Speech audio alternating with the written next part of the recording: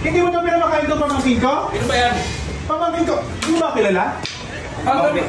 May isa pa, takli mo. Hindi mo ba kilala? Ikaw, dayo ka lang dito, ganyan-ganyan ka umasta. Tayo pa, tututaka ka ba? At taka dito ako! Saan? Dito? Sa kabilang barangay.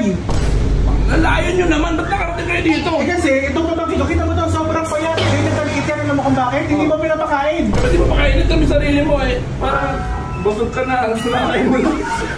Hindi mo ba kilala yung angkan namin? Yung mga Yung angkan namin, lahat nakapakain. kapag daw ano? Hindi mo kilala ka namin. Ano? Lahat kami naka-ano, live test. Yun lang niyayabang mo, fried chicken.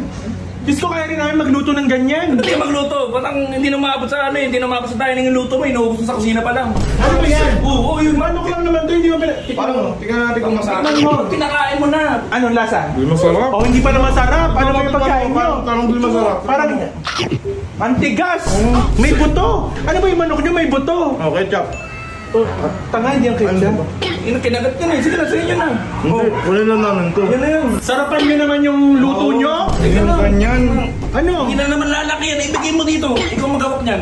Para sigurado. Hindi, kakainin natin. Kanin. Walang kanin. Walang kanin dito. Sige na. Grabe yan, damot nyo. Layo niyo ba? Nakabilang barangay kayo.